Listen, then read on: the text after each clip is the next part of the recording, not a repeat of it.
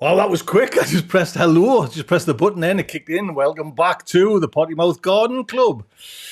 Got a good show. It's nice and warm here in the northeast of England. We've had tropical weathers here. I hope you have all had tropical weathers where you are.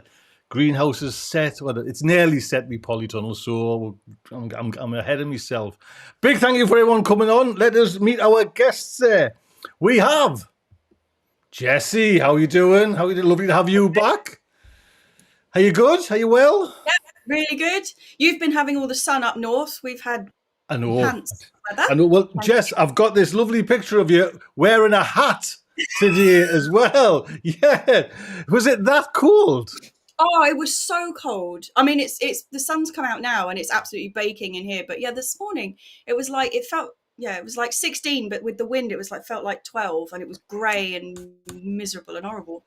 Oh. And there's all you lot basking in the sunshine. Well, I think I know because Hannah was at work actually, which was a lovely job to have at our place at our gardens, and it just looked red hot there. Do you know what I mean? It's yeah, we've been kind of hit with this nice weather. So, but Jess, it's lovely to have you on to today's show. Thank you very much. Who else we got there? We got the master, yes, the chili genius. The tomato genius, because of the greenhouses up there. It's nice to have you back there, JB. Nice to have you.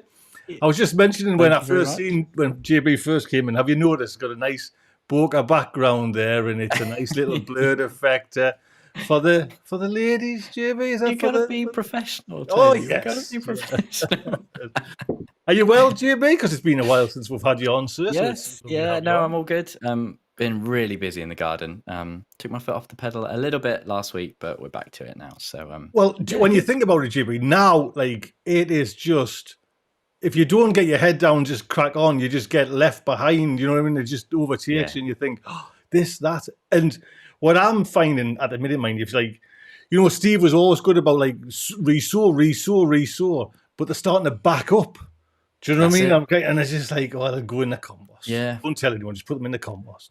So I'm giving them away to other allotment growers, you know what I mean? So giving it away it doesn't feel as bad, does it? It's putting it in the compost. In the compost, yeah. I'm used to. I justify myself by saying it's the circle of life, JB. So you know what I mean. So an expensive compost just to throw straight in the compost bin there. But anyway, it's nice to have you on, sir. Thank you very much. Thanks for having me. So, how are you doing? No. Looking lovely. Yes. How's things? Because you're southern as well. Has it been chilly down your way as well? Has it? So. Yeah, it's exactly the same as Jessie. Really cloudy and a bit just meh. Basically, it wants to be hot, but it's just failing at it. Well, it's now full-time shorts and sliders, and for me up here there. So yeah, hopefully anyway. So. No nasty frosts. But yes, it's lovely to have you all here. Thank you so much. We will crack on after I play this intro.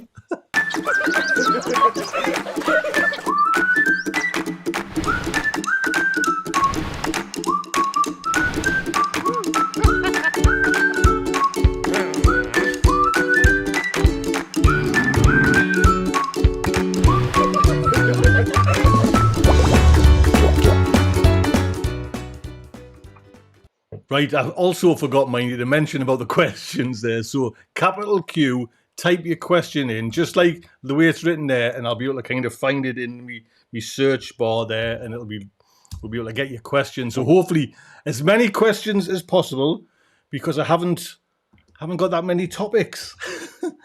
Anyway, be honest. Well, I've got a few. To be honest, I've got a few.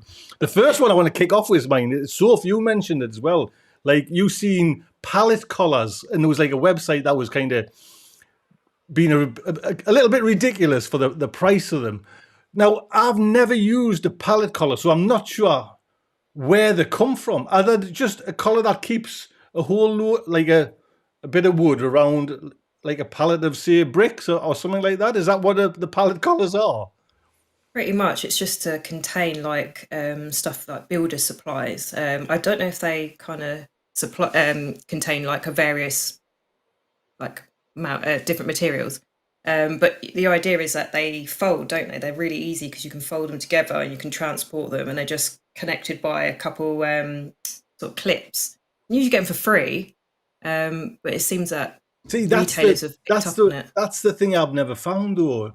So if it's like free, where do you know what I mean? Where do you? I know I've heard these kind of. I think Mark's got pallet collars because it was Mark's pallet collars are the ones that floated away when his allotment flooded out. You know what I mean? So kind of, and I've seen, like you say, the fold up, but I've never seen them be able to get my hands on free ones. You know what I mean? I kind of once did a. Yeah. That's the dogs again. I once did a video where I bought like the cheapest raised bed on Amazon. Oh, yeah. Like something like £26, and I actually put it upside down and got it all. I built it wrong, but it's the garlic's in there and it's grown. So it was. Yeah, we've had. I managed to get a few like a couple years back. But you like if you have like a local industrial estate where sort of like screw fix and all that kind of stay, just like that, they're either like thrown out of the front or you ask them, they've got loads and they're just given to you. But for a good couple of years now, it's just not there's like gold dust. You just can't find them unless you're paying for them. So Well, I guess that's why that website. And how much were they on this? Well, not name the website, but how much were they on that website? So were they £40 for one, and it wasn't even a big one either. I think it was. I can't remember the dimensions, but yeah, it wasn't sizable. So just standard. It is. It's Awful. money for old rope there, like, isn't it? Yeah. Just have you always build your raised beds, or have you went down the pallet collar paying for a raised bed? I mean, I've heard tell that they're free. Never come across one for free. It's like trying to spot a certain rare endangered animal in the wild. You know what I mean? I've never seen one. I've heard about these, pallet collars. They're in flocks. You know what I mean? They may well be extinct.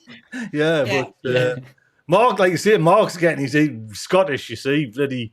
He'll getting every one. Do you know what I mean? Every building site around here, he'll be in there. JB, you'll be needing hundreds of pallet collars for your new Ponderosa kind of the whole of the southern allotment society size you've got My now. empire is expanding. Yeah. No, the new plot actually had some pallet collars on it, and they seem quite convenient. I do quite like them.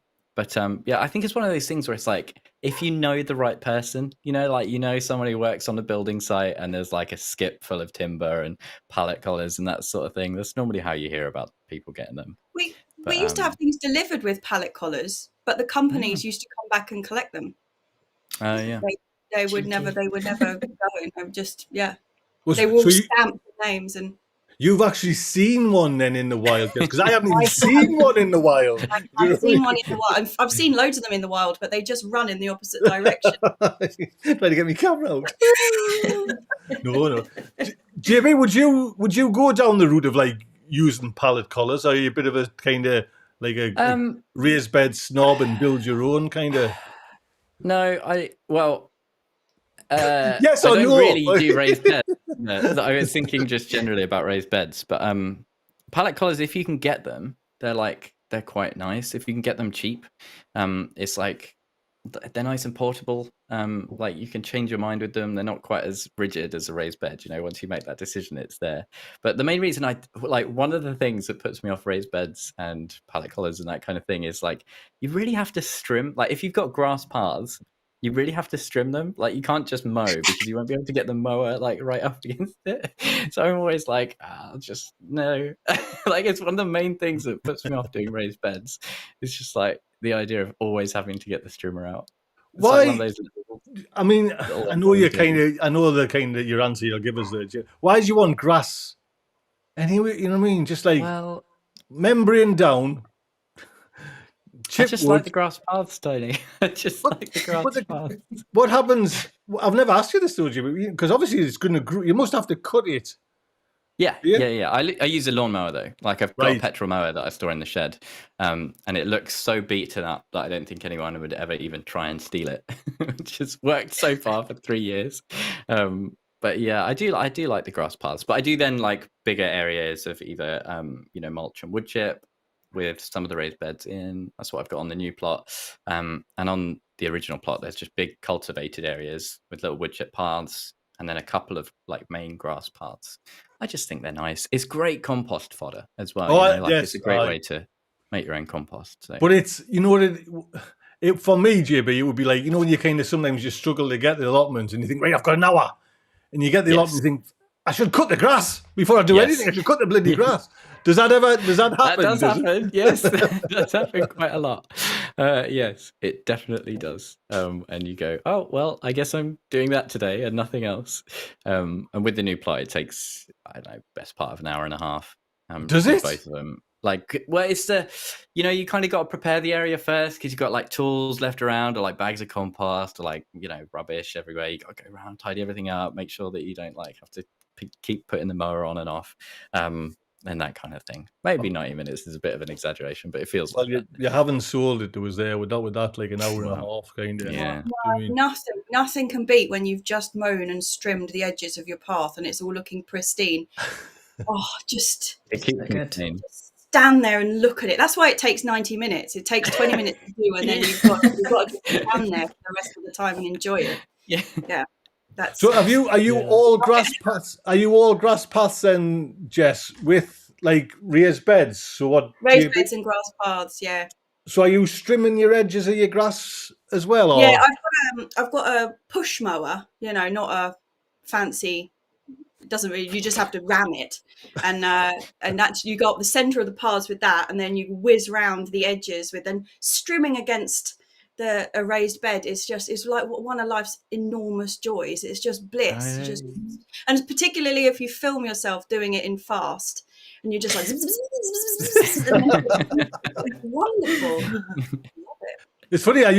We used to kind of strim in the waterboard when we used to go around, like say sewage works in the kind of countryside, round all the grass paths. So you had these like big petrol things, but like hitting say concrete or wood. Do you mean you're forever like, oh, I'll have to get the bloody thing in, pull out the string a bit more. You kind of put it in. Oh, that's too much work. There's a divide here.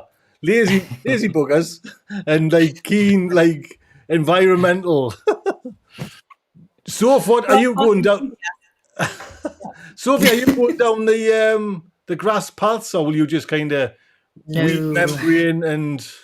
I've already placed the weed membrane. I've just I'm scheduling some time to get that wood chipped out. I can't deal with it. There we go. Yeah, no, I hate it. I like the look of it. Don't get me wrong. The look of it looks great, but the maintenance, I want to just be able to just not have to think about it. So wood chip. Yes. How often, JB, then do you cut?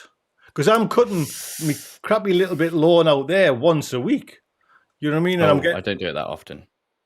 I think this time of year is when it's the worst, isn't it? And it's probably every 2 or 3 weeks, really. I've just realised as well, I said an hour and a half, but that's because the last time I did it, I also was like wrestling with my auntie and uncle's plot, which hasn't been tended for like 3 months. So it was like waist high grass. I imagine normally it takes someone like 20, 30 minutes. Right. I just, brain fart. That's all right. That's all right. Still. Right.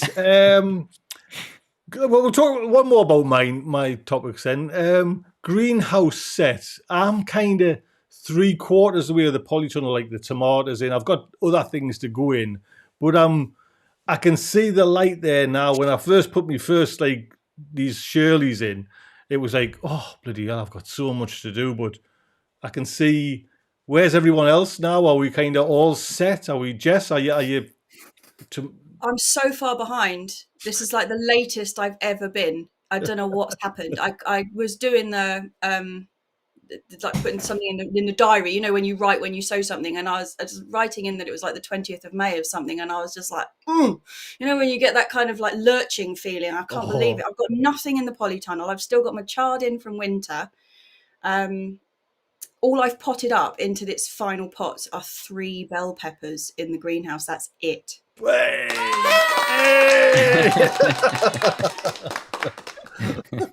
Wow. So what's your plan then, Jess? Are you taking a week off work or something, or? Well, I mean, I've got to get rid of like what's in there first. So but everything's just been so slow. Like the chard would normally have peaked like in April.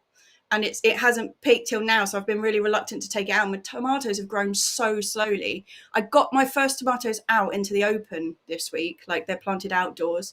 But yeah, nothing is set indoors this week, though. It's funny, my chard that was outside, that actually went right through the frosts, is just peaking there now. So we've had some great crop. It's like you see, you're reluctant to kind of, because it's a valuable bed anyways, you know what I mean? And I know my neighbours over, they've got, like, I think cauliflowers, which are massive, lovely, luscious, but they haven't got their heads yet. Do you know what I mean? And it's just like, oh, I'll have to, you know what I mean? When do you think I'll just have the when do you give greetings? up? Like, when do you just say, okay, sorry, you've had your time. Sorry, chaps, it's all over. Uh-huh. When you know that they could stay in there, it's like, it's too harsh. You can't do it. So what's in yours then, Jess? Just chard at the moment then? I've got masses of lettuces, which are doing really well. I've got parsley, rocket, that kind of thing. And I've got one huge red chicory. But other than that, yeah, it's just, it's ready to get the tomatoes in. I just haven't done it yet. But to be honest, I've only just potted the tomatoes up like 2 weeks ago into their slightly larger pots. They've just been so weedy. Really, really weedy. Right. No, mine's been all right. Normally by this time, if you still had tomatoes in like their small pots, they would be like these enormous towering wrecks, and you'd be like, oh my god, I've got to get them in. They're looking terrible. Mine are not. They look. They're like they're not. It's an odd year. So it's gonna, Jess. It's gonna come a time though when they're just gonna start lanking over and falling over, left, right, and centre. Them tomatoes though. So I would have thought so, but they're not. They're not at the moment. So, but they're going in this week. This is the week that the Polytunnel is being stripped and they're going in. So right. Tough love. That's what it's all. Tough love. GB, where are you then with chilies? Not another. Oh, it's not Southern good. shaking their head there. It's not good. So I wouldn't say I'm behind actually. Like my plants are pretty good. I started my tomatoes quite late, so they're still small. They're just in 1 litre pots at the moment. But I went up on Sunday and I was just looking at the tomatoes like, yeah, they need to go out. And for the tomatoes to go out, I need to like build the raised beds in my greenhouse and like actually decide what I'm doing in there, because the second greenhouse, it was always I'll do that at some point job. And now it's like, okay, you need to do that now. So I spent a bit of time on Sunday, like rearranging all the slabs. I decided not to just have a bed in the whole greenhouse. I'm going to have like kind of maybe like a third of it still paved for like putting things on and some shelves, or just having things on pots or in quad grows as well. And then the rest I'm going to make into a bed. So I'm starting the groundwork, and I was getting all my chili pots out and trying to figure out, how many of this size pot can I fit? And you always go, oh God, these pots are so much bigger than I remember. I can only get like 2 on like, where I thought I'd be able to get 4 or 5. For the JB, for the tomatoes, because you're not just counting your losses this year, and Steve gave a great tip once where just cut a tomato grow bag in half, and then cut it in half and then just turn it up, and just have them. Yeah. Just for this year, bang them in. You know what I mean? Because you're gonna like another 2 or 3 weeks to build raised beds to get all. Oh, it's not going to be that fancy. Don't worry. I've just got some bits of wood on the floor and I'm going to chuck some manure down. It's going to be fine. It's just the soil in there is quite compacted. So I do need to kind of dig it over a little bit. It's only a small greenhouse as well. It only take me an hour or two just to kind of dig it over, work in some manure, and then get those tomatoes in the ground. And it's literally like 2 or 3 bits of wood that I'll just bang some nails into. And I'll build it up better in winter. Probably, maybe. Sort it out later. Disclaimer. All right. That's another job, JB. Yeah. What? How are your chilies and your tomatoes then? Have you had? Are you happy with the way things are going with them? Your chilies, especially, or? Yeah, the chilies, not so much. They're doing okay since we put them Why into am I the laughing? greenhouse. Why am I smiling when people are like, yeah, I know. Yeah, they're competitive coming out, but no, they're just a bit. They needed to be in bigger pots a few weeks ago. Really, I've been a bit slow on potting them up, and I think I was questioning like whether to go from. They're in kind of 1 litre at the moment. I was wondering, do I go for an in between? I think I'm just going to bang them straight into their 5, 7.5, or 10 litre pots from now and just let them go. It's that time of year now. late May, it really warms up in the greenhouse, and they're just going to start flying. So I'm just going to get them into their final plots. Mine, it is a like a question I asked myself, JB. Is like when you kind of think about doing it the correct way, you know, like little pot, bigger, you know, it sharp adds up in compost. Do you know what I mean? Like compost is an expensive commodity. You know, if you're not using your own, or you're using, you know, like a bought one, I'm using at the moment that clover, and I'm probably for a bag which is £8, maybe getting 6 to 8 tomatoes. You know what I mean? And I've got about 40. You know what I mean? And then that's not including like the chilies, which I've got probably about 20. Do you know what I mean? So I've got to go back and get another. You know what I mean? I get the, you know, what's this on the house account? You know, like. So if I've got to ask you about your greenhouse, it must just be blooming there. Now things must just be unreal. Yeah, no, absolutely not. What it is. It's all it's all finished, isn't it? The greenhouse is. Yes, it's all finished. I've set it up. I've got my desk. I've got every desk. Got my greenhouse stage in. I've got everything in there. It's just a completely different world of growing, isn't it? Like all the seedlings I put in there have died. Like it's too hot. Everything's cooking. So I've got the auto vent, but I don't think it's doing its job. My plot neighbour says to me, he's like, you need to be down here to open the door in the morning and shut it in the evening if you want anything to survive. And I was thinking, I can do that. It's an extra effort, but I can do it. But I just thought, what's the point of having a greenhouse if you need to do all that? It's just, I don't know. Yeah. Well, struggling with it. It's funny, sort of, mind you, because I would struggle with that. But I'm the opposite. I'll just leave it open now. I know that sounds, you know, like a bad thing, but my polytunnel, I jam the back door open with it like a flag stuck, and then I'll just leave the you know, like the front door, I'll just leave it clipped on, and that'll probably from now, I maybe haven't done it yet, but from, you know, this week, next week, right the way through to September, it's just open. Do you know what I mean? It's just like it's too hot, and if you had to keep going down every day, That's it, the only kind of worry is, but that's why I leave both doors open. If you got like a big wind, do you know what I mean? You got to be a bit savvy, but maybe just leave your door and your window open, and then wind could get out. Is that something you do? Sorry, go on, Soph. Oh, no, I was just going to say it's interesting that you're having your seedlings burned, because normally, like this time of year, I've incinerated a good number of things, and this year, like nothing. But I've just realised I haven't actually taken my bubble wrap off my greenhouse yet. So it's like, I wonder. I've had nothing crisp up at all, and it's been getting quite hot in there, but it seems to have like I haven't had any crisping fatalities yet. I hadn't realized that until you just said that. I was like, I wonder if that's what it is then, because I have seen, like you said, that I've seen your one, I've seen other people's with bubble wrap. I was always thinking, like, oh, is that to keep the heat in winter, or is it for? Like, I've not even delved into shading. Yeah, I've got it up there for winter. I just haven't taken it down yet. And normally, like, I would have taken it down probably end of March or something, but I haven't this year, and I've had no problems with that. So I wonder if it's just providing that little bit of shade, you know, not just being the bare glass, and it's just protecting things. Not sure. Do people put on like a shade netting on greenhouses? I don't actually know. You know, how is that? Because maybe you go down. That's what I've been looking at. Yeah, that's what I've been looking at. Someone suggested scaffolding debris, and then I had a conversation with someone else, and they said, no, you need to get greenhouse shading netting because it blocks out a certain amount of UVs, whereas the scaffolding debris netting doesn't. So you do need to, well, apparently you need to get specific netting for it, but I'm sure anything that casts a shade should help. And I think as well, the seedlings that I had in the greenhouse were stuff that were like cauliflower, broccoli and stuff. So I'm assuming they don't like the heat anyway. They're not like heat tolerant as much. Yeah. So I think that's obviously another factor. So it's all these like tiny little teething or like learning curves that I'm going through of like greenhouse growing. Just, it's a completely different ball game. You can't just like set it and leave it, which I thought you could.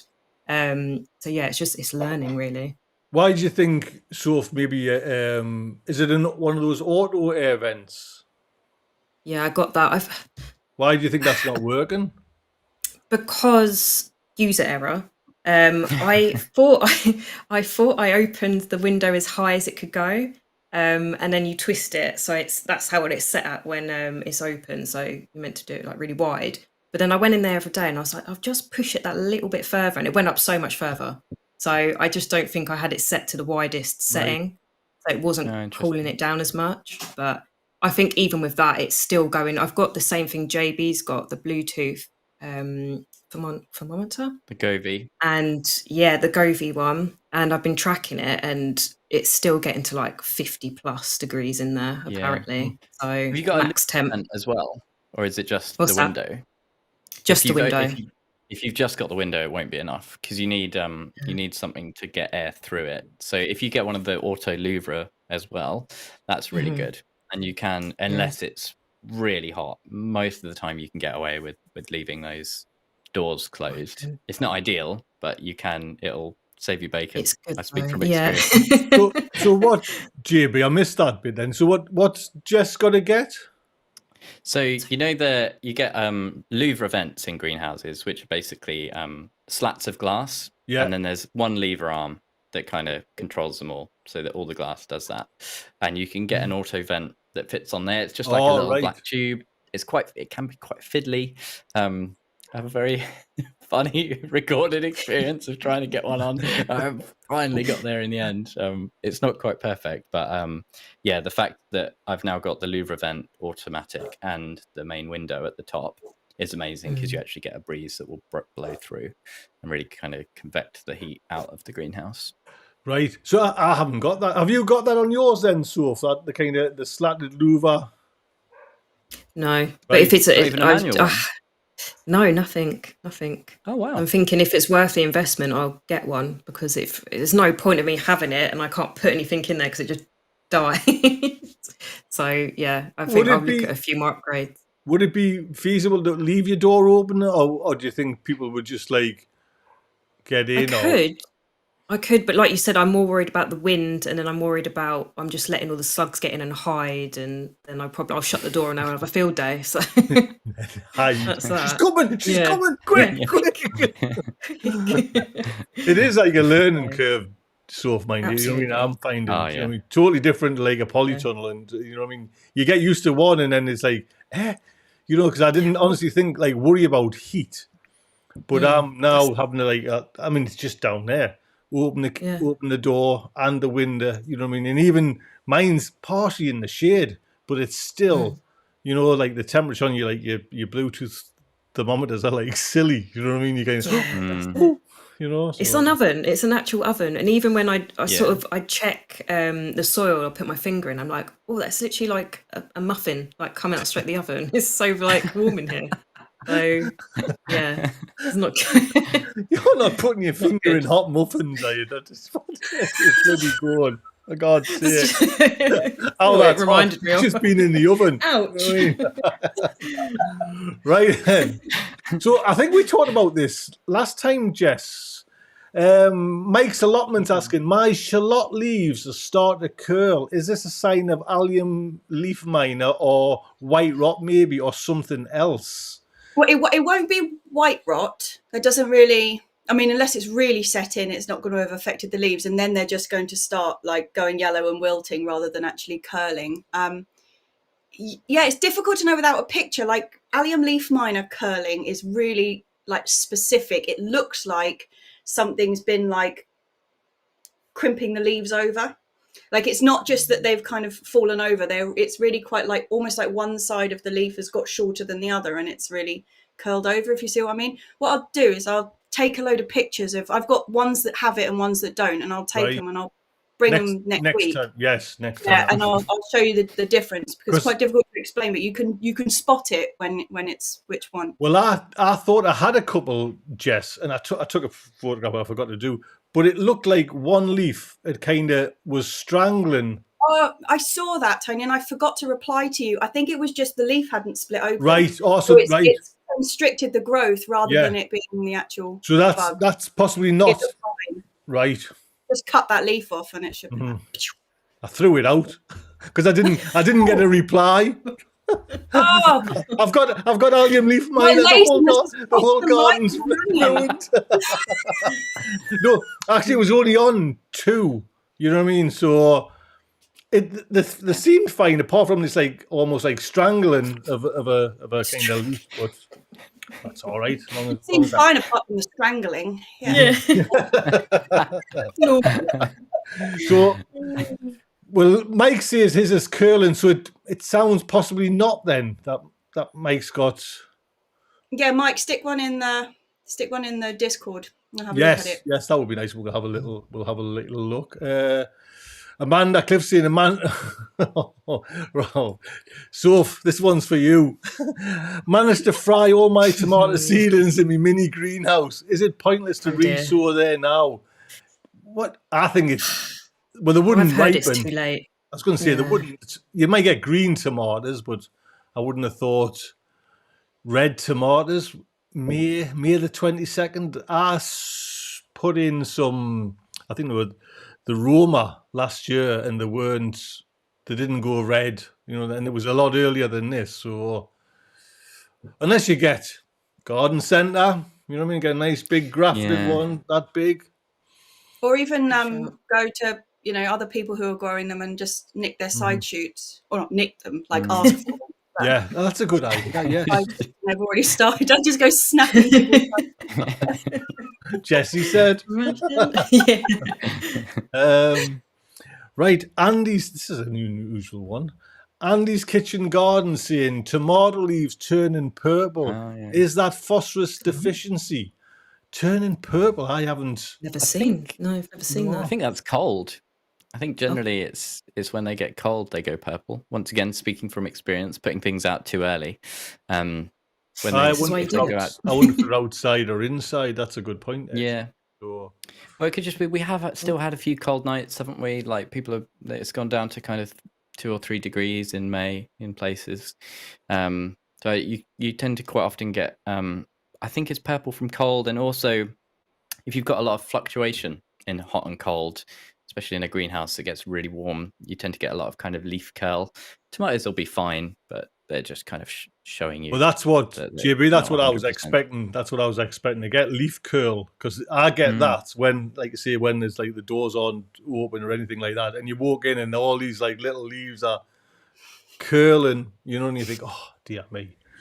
But I think if it's just purple, it tends to be like environmental, like cold or temperature fluctuation. I think if it's got like yellow and purple is when you start going into like deficiency. If they start yellowing and going purple, but purple sounds about right. I guess you got. Well, it's a debate because I had a few comments about when they actually feed. So if you remember, me and Steve are kind of feeding every day. We've been kind of doing that now through, I think Glenn Salt and Pepper on Instagram was saying that's how he did. He was having tremendous success, So I'd like to piggyback off that question then, just because of something that's been happening, and I've kind of just intuitively been doing it. What do you do when a plant has, like you're saying, its leaves curl in and they get a bit crispy? Do you just let them be? I've been pinching them off, and I don't know whether that's good or bad. Are the leaves like almost like dry crisp? Like like oven crisp? Mainly on chilies, pretty much. It's probably best to take them off. Take them off. Yeah. If you leave them, does that mean? How hot is this bloody greenhouse? Yeah. It's oven. Oh, is that? No, this one actually wasn't. This one was in my house. Right. So it's just been. I don't know it might be a change in temperature, going cold and warm. I don't know, but I found like if you let the crispy leaf keep going, it like goes all the way down to the shoot. Whereas if you pinch it off, it kind of has a better chance at surviving. I don't know what that is. I think generally my rule of thumb, if you've got a bit of kind of damaged leaf or something, is to take it off, especially if it's a mature leaf, because the plant is going to put a lot of energy into trying to repair it. And sometimes it's better to just take that off and let it focus that energy on new growth instead. One of the interesting things about old leaves is they like photosynthesize and do things for the plant much less, or like they're much less efficient than new growth. So it's one of the reasons that you sometimes want to promote new growth with topping and pruning and that kind of thing as well. They get less and less efficient over time as they age. Okay, I good, know how they good. feel. Yeah, we all know it. So will you have And they look Soph, will you lovely. have any leaves on your plant then? I mean, sorry. there's some where it's just got the baby leaf coming out of the stem, and I've taken all the ones off it. Just see how they go. I mean, it's better than nothing, isn't it? Well, on that note, we'll go to my next title then. What's been bothering you in the garden then? So obviously, Soph, we know kind of you're battling Crispy with the leaves. kind of the heat fluctuation. Yeah. So, yeah. Soph, has there been anything else, or is that like kind of the main issue with you this week?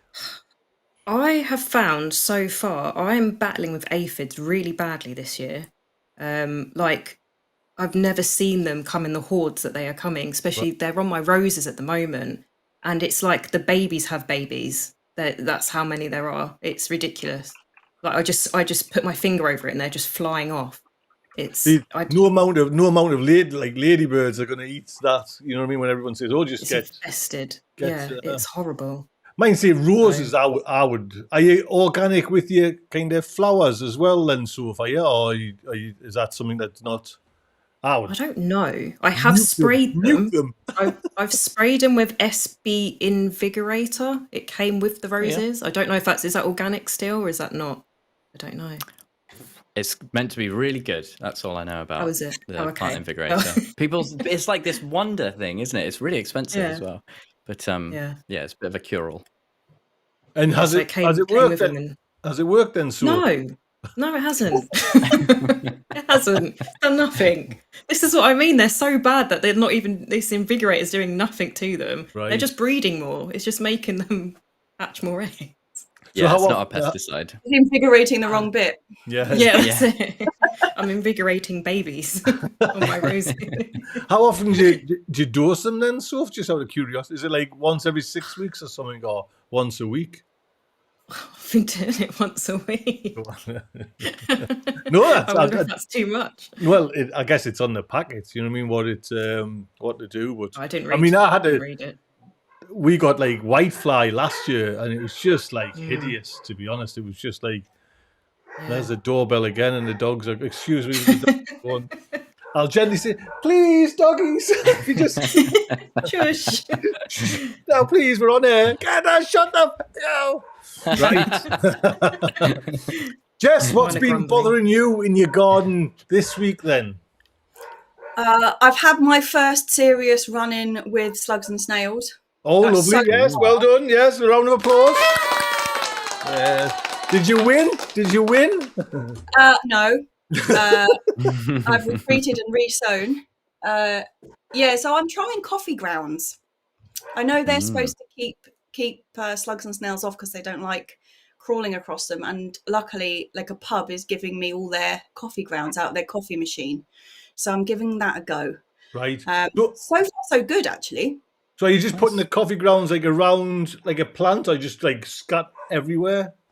No, so this is in the greenhouse, and I sowed all of my beans at the same time, and the runner beans in particular, is it the runner beans? Yeah, the runner beans in particular came up. You know how quick they come up, beans, like their initial like shoot is like this long.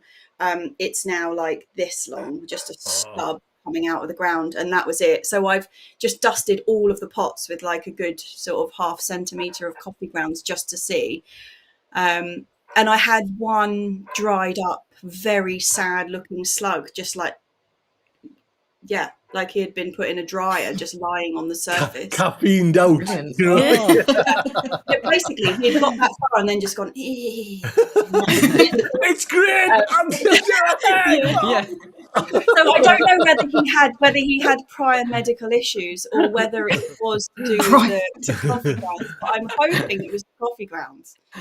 When you said, Jess, that your bean has been like sized off. Are you still letting that one? Will it still grow into a plant? I don't think it will. Like it was below the You know, the bits of it's a technical word, like the bits that come out where you know that it's going to take off again. Like some of my Greek gigantes were taken off right at that point, and they will re-leaf from there. But these runner beans have been like just taken right off at the seed level, and I just don't think there's any hope for them. So I am re-sowing. Mm-hmm. It's so infuriating, isn't it? It's my first run in though. Like I'm in touch wood. I've been so lucky so far this year. This was just. Mind you, if coffee grounds work, that's a great tip. To be honest, do you know what I mean? That's I'll be keeping kind of doing it because. Will they not change the pH balance then, depending on what you put them in? Yeah, I don't think I would be shoving masses of it onto my beds, but I've just put like dusting across the top of these pots, and I think that's. Oh, losing folks there. I need to come back on. I'll hopefully get them back. Just one moment, if everyone bears with me there. Are you there? Hello? Hello? Yes, still there? Sorry. Oh, no. Lost JB. JB's gone. Right. JB, come back, JB. Oh no. Jesse, it's going to be you soon. Oh, dear me. They'll all come back. Honestly, they'll log in. I'm using kind of the hotspot of my phone. There we go. Are you back? Jess, that was so funny with you, buddy, because you knew you were going to go. Do you know what I mean? Oh, no, the sound's gone. Right. JB, can you hear us? Yes. Right, Yes. Jess, can you hear us? Oh, Jess has gone as well. Jess was not with us. Oh. Good. Jessie, are you there? Hello, Jess. Can you hear us, Jess? No. She can't. No. Can you hear? Right. JB, me and you until the yeah, we can carry the show. We can carry on. We'll pull this one. Can you hear me? Now the dogs are. Yeah, we can hear you, Soph. Soph's gone. Oh no! At least Mark's technical issues. Last week, they had What's Jessie saying? Oh no! We're going to communicate through mime for the rest of the show, folks. Soph, can you hear her? Yeah, I can hear. Sorry, Right. So I don't know what happened. Well, I'll tell you what. I'm gonna. No sound. Right. Just come out of the browser and then put the link back in. She can't hear you. Right. I'm gonna cut Jess off. WhatsApp. Right. Oh, Right. of course she can't hear it. Give her instructions. She can't hear me. Right. She might come back in there now. So let's just see. I've got. Let's have a look. Oh, we were going to talk about. Right. Jess, can you hear her now? Yes. Yes. Any so we're going to do the full show by mime, you know what I mean? Right, JB, back to you. What's bothering me? Anything bothering you in the garden? Yeah, I tell you what. Everything. No, it's actually, I do think I'm having quite a good year as they go, considering I've taken on a brand new plot, kind of at the wrong time of year, and I'm doing loads of work trying to caretake an abandoned plot for my auntie and uncle who are just having a baby. I think I'm actually doing quite well. I'm growing loads of new stuff that looks relatively healthy. But I've not had a single lettuce crop this year yet. Wow. And that's like my one. I feel like I've really failed a little bit that we've not had any lettuce or salad. Is lettuce not like? That's even before you at junior school when you do the radish school. I know. Lettuce is that one. I just started it too late. Some of the ones that I started a bit late got eaten, and then the first ones that I put out, they obviously got eaten by slugs immediately. So we've had no spinach, no lettuce. You can't win them all, can you? There's always something. But it is a bit annoying. It is a bit annoying. I've got some that are looking really healthy though. They're about a week away from first harvest, so. Did you plant any into the manure? Yes, yeah. So you were saying last week actually about how the manure has been really good as a mulch for slugs, and I was watching like, oh yeah, me too. I was talking about that in a video because I wasn't expecting that to happen from the mulch, but the ones that I put out in the bed that was really nicely mulched, I like the best lettuce I've got. And I think it's that kind of the surface of the composted manure just dries out that little bit, and I think they don't like traveling over it. So Yeah, I mean, that's the it's pretty secret. spiky. That top, top 2 centimeters. It's really, Yeah. yeah. If I was a mollusk, Exactly. like that's not appealing. A big nope. Right. That's like, Imagine if you tread It'll on be my worth it. It'll be worth it. to you as you're going, like it's going. It's, oh, idiot. Bye. Right then, Jen is asking onions again. Jen Ingalls, onions are starting to bolt, but they haven't readily harvested. They're still green and growing. Should I harvest them or just the ones that are bolted? Well, me personally, I just pick, if they're bolting, I pick the ones that are bolting. Do you know what I mean? And I pick them as young as I can, so they're not woody inside, and I'll use them within like a day or two. But I certainly don't pick everyone. I try and get some over the finish line, and I'm hoping that's why I've sown seeds this year, is to primarily stop, because I haven't really grown a red onion from a set. You know what I mean? Just so it's seeds this year. Like we say, we did it on Boxing Day. So they're still there. That mine, the littlish, I'll be honest, my onions are still kind of teeny weeny. But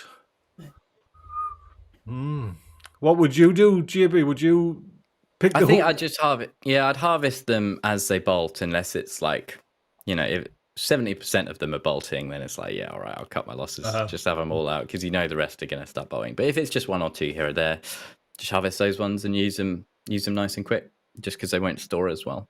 That's a good idea. That's a good. Like, say if it's over 70%, you might as well have a clean bed for something else. Yeah. To be honest, you know what I mean, and try and grow some lettuce. Like junior school lettuce. Maybe some cress.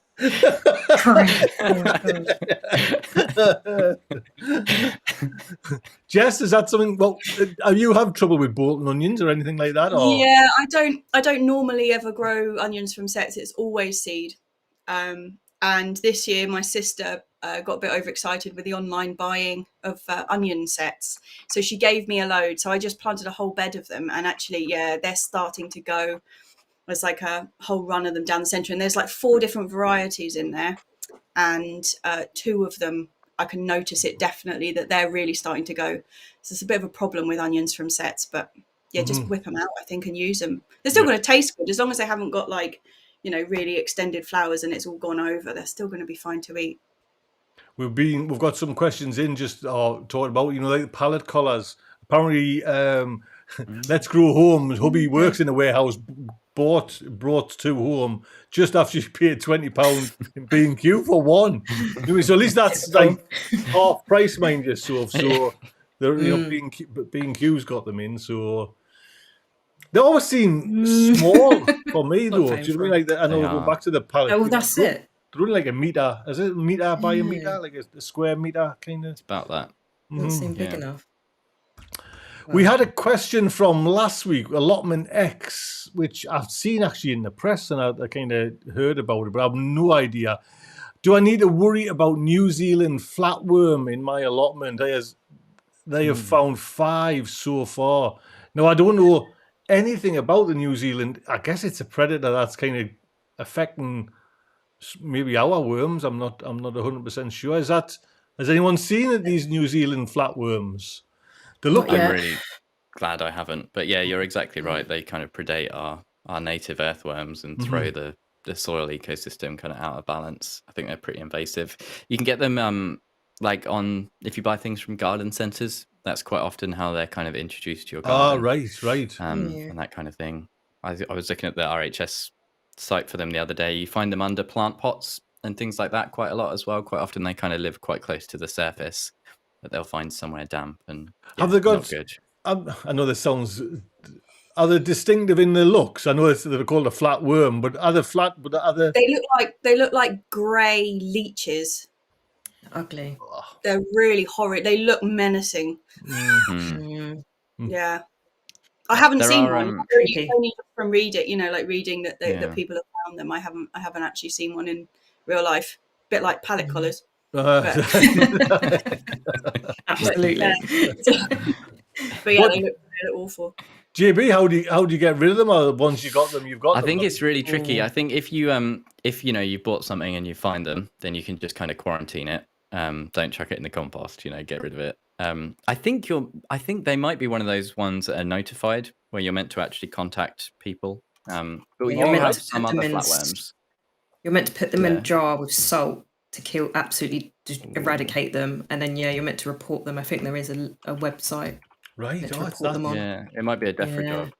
Uh-huh. Yeah, they're that bad. Oh, no. that sounds. Yeah. That sounds hideous. And none of us haven't had though. That's fingers crossed. Then Yeah, not that I know Hopefully of. not. we've got enough to deal with. You know what I mean? The kind of the bacon Normal sun. slimes. Yeah. Anything else before we go? Oh, JB. Well, we'll do the one first. What size pots, JB, is the final size for your tomatoes or chilies? Because I think a lot of Okay. people. So, what? Who's that? I'm sorry. Oh, it's big. I don't. It's big. I think. Can we see him? Right. We gotta see him. Come on in. He's got a bit of a poorly at the moment. Come on up. Come on then. He's You been a hear bit. him clattering around. Oh, There he is. big. God. Yeah. Oh, This look is at this pig. bit. I want to down. I want to get down. I want to get down. I've been trying to. I don't know Camera if you shy. saw earlier. People would have seen earlier. My door came open a little bit, and I was trying to really keep the other one under control. And he was tippy tapping around. Right, he's off. Right. So, JB, pot sizes then, because there's quite a few, I'm sure, since you announced on the chilies that 7.5 is like the ultimate or lovely benchmark. A lot of people Yeah, are going I to think- go in pots rather than dig them into the soil. Yeah, so I would say for chilies, a bit different for tomatoes, but chilies, I would say 5, 7.5, and 10-litre pots are pretty viable. 5 litres if you're a little bit behind. Maybe you've got a slower growing plant. You won't get the biggest pods from it. You won't get the biggest crop, but it's like you can still get something from 5 litre. 10 litre is going to give you really, really good plants. You can go bigger. You can go like 12, 15 if you want really, really big plants, if you've got enough time for them to get to flowering and do their thing by the end of the season. But I would say aim for 10 litres. That's like the nice one. But 7.5 is pretty good. You'll get nice big plant from 7.5 litre pots if it's good compost. Well, And tomatoes, I think you want to aim more for at least 12 litres, Mhm, I mhm. would say. Like bucket sized. I'm going for the 7.5 in pots, and I'm going for some like quad growers as well. So I'll Yeah, find they're out 12. what size they are. Do you know what I mean? The kind of there's a video there coming. It is really surprising how big they can get to in a 10-litre pot. It'll surprise you if you're growing chilies for the Well, I first think time. And I was talking to Ian. Like I say, I'm getting them from Growing Local, and you get like the feed as well. You know, have you seen that feed? It's like I forget yeah, NutriGrow. NutriGrow A and B, and you mix it. I've had it before. Yeah, and it it's good seemed to- stuff. Seemed to work there. Seemed to work. Anything else? I just want to say, of those pot sizes, do you know, like, so this is the pot size that I grow, like my chilies and my tomatoes and my aubergines and everything in. It's like job lot. But they just doesn't have a literage on it. I mean, I could work it out, but I was just wondering, do you know what, like, is that like, Well, this is a 10-inch pot? Do you I'm know going to what- say that's a Oh, 7.5. That looks like... Oh, I was going to say it looks like a 10. Elixir Gardens have a handy... Oh, Jamie, no, could possibly be a 10. Hey, the content we can put on this show, just arguing about sizes of pots. No, Jamie. Dish, boy, dish. It's massive. Did you say it's 29? Different conversation. Jess, hold it up again, Jess. 10 Let's just get down to the proper Right. nitty gritty. It is. Where are we? Here, like this, right? That's Yeah. At my head, it's like the same. It's like that on my head.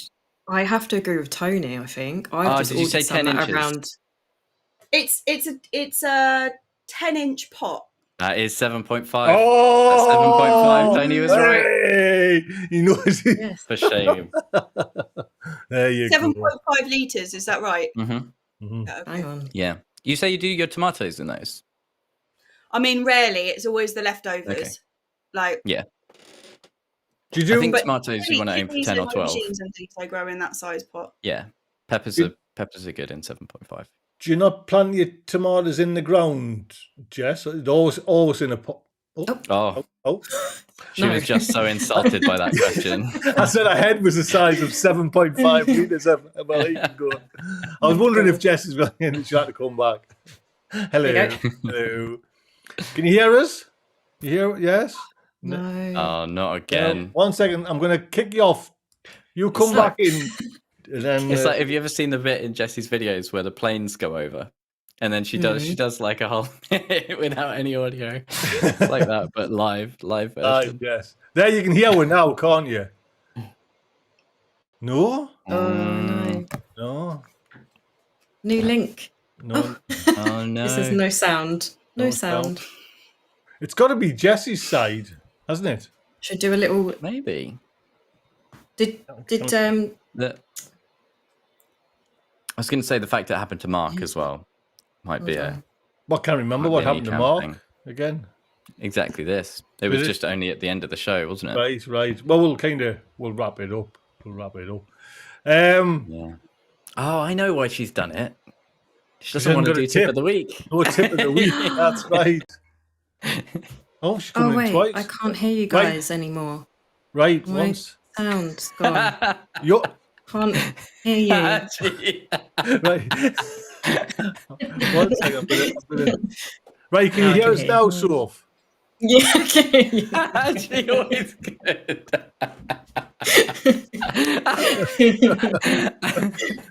Oh dear. It's all right. It's only live to Right. Jessie, can you hear us?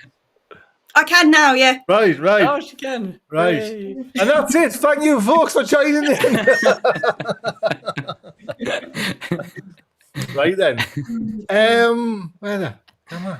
Oh, dear me. Tip of the week then. Jessie, I'll go for you first in case we lose you again. In case I'm gone again in 2 seconds. Yeah. Tip of the week, please. Because if you're mulching your beds, always make sure you water before you mulch the beds, because the mulch is there to keep the water in, and watering through the mulch is just going to be detrimental, because you want the top layer to be dry and then everything else will stay wet. If you keep wetting that top surface, it will just out the top. So yeah, water before mulching. But Jess, you must have to water eventually. Yeah, in a big soak like you would Right. do, but I find that my watering is reduced, like it's got to be at least like 60-70% by watering the thing first and then mulching on top, and then really trying hard not to wet the whole surface of that mulch. It just holds the water so much better. What's your recipe then for your mulch? Is it just homemade compost or? No, it's that one that JB's been using, the it's well rotted horse manure or stable manure from, what's the company called? JB, can you remember? It's the Compost Centre, which is a little bit of a misnomer because they mostly sell manure. Yeah. The Compost Centre, yeah. So it's just like it's just like horse manure, but it's quite a crumbly texture. It's not like a soil. Right. And then I find it holds the moisture incredibly well. So how many bags of that did you buy then, Jess? Are you buying bags and bags of it? Well, I used to buy it in bulk because of the price, but now that I use there's a local allotment shop like on another site from us, and they sell it at the price that you buy it bulk, but per bag. So we kind of pick it up. We pick up 4 bags or whatever at a time. So each of my beds are 2 meters 40 by 1 meter 20, and I use 2 80-litre bags on each bed. So it's a good whack of compost, but it gives it enough to like make a dry crust and then holds everything underneath. And that'll keep all weeds down and everything though, does it as well? Yeah. And when the weed seed blows in, because it's so loose, you can just the roots don't really get much of a grip, so you can just pull them out really easily. Right. Oh, right. That's really good. I can't believe how much of a difference it's made to my beds. Even the ones that I didn't go no dig with cardboard or anything, I just put that layer of mulch on after a little bit of cultivation, and it's like life changing. It's made life so much easier. It really is. Can someone pop it in the chat, and I'll put it on the? Yeah, it's quite a local one. So they're based in Surrey, but you can use any kind of any manure. Oh no, will it's do, nice I just to kind of what user's saying as well. I'll put in the show notes if we've got the actual product user using. That would be Yeah. fantastic. It's pretty cheap as well as they go. It's about £4 a bag All for right. 80 litres, so that's a big bag. Aye, We'll get a workout in moving those around as well. £4 for a big 80-litre bag of shit. You know what I mean? Yeah. hey, Vicar. Right. So, have you got a tip of the week, please? Kind of. I guess it's more for people that aren't great at DIY, like myself. I am just in the process of thinking about starting my pallet compost bays. And I've seen loads of videos where it's kind of faffing around with, make sure you've got the right height, make sure you've got long enough screws to go through each pallet corner, like joining corner. I just can't be bothered. So I got some, what are they called? Brackets, and I'm just gonna screw in some brackets either side to hold them in place. So if you're seeing, because I've seen any videos on it on YouTube, so it's all done really nice and the joinery is perfect. But I'm not gonna mess around with that. Bracket. So just like an L-shaped bracket, yeah. L-shaped I've used them bracket, on straight in the corners. on beds that are starting to like come away, and can't be bothered to set it all again. Just clamp that on. Do it that way. Definitely. Well done. Yes, another one. Jess, Jess, there's one for Jess as well. But I didn't, for the motion here. We'll see if JB can get one, shall we? I was going to say for my compost base, I just used a bit of wire. Oh no! I just cut a bit of wire, put that between the things, and twisted it up. Still standing. There you Even go. better. So yeah, that's a proper tip of the week, frugal one. That's not your tip of the week, just a bit of wire. It's just I'll do everything. Bit of wire. JB, I remember. Sorry, JB, I remember it was just a bit of wire when you were hanging them bits of greenhouse glass, plastic. Them tatty old bits of plastic, and it was just a bit of wire. I'm like, oh yeah, man, spend some bloody money. Yeah, the clips, DIY clips, but yeah, the actual tip of the week. So May is kind of just about when this is still relevant, but I really recommend if you're weeding on the allotment around this time of year, it's really good to do a bit of it by hand. You don't have to do the whole thing, and you don't have to do everything with fine-tooth comb. But the idea is, as you're weeding by hand, you're looking for volunteer plants as well from last year. And I found loads that are kind of germinating.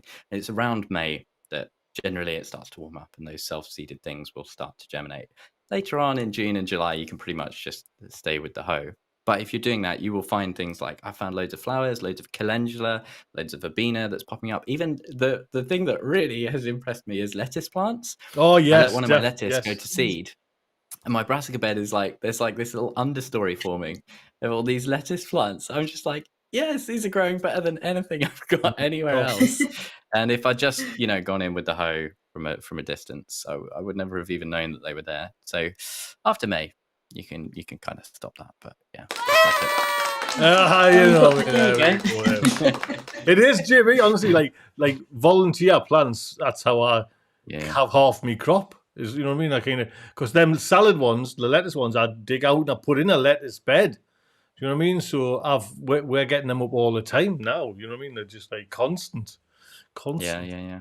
So, well, listen, big thank you, Jess. Thank you very much for turning up there, stepping into the hot seat again. Thank you indeed. Sophie, always a pleasure. Thank you. JB. Well, aye, right. No, JB. We tried. He tried. He tried. No, honestly, big thank you for kind of everybody. Thank you again. We're here next Monday. The Monday after, we're going to be here, but we're not going to be live. So there'll be a link, but we're not going to be live because I'm shifting my son from one digs to another digs in Bristol. But we're here next week. And I'm not sure who. I think it's actually Mark and Audrey, I think, as well. So, and Jess. So, brilliant. See you again, then, everyone. Take good care. Doodle bits. Thanks all. Bye. Bye.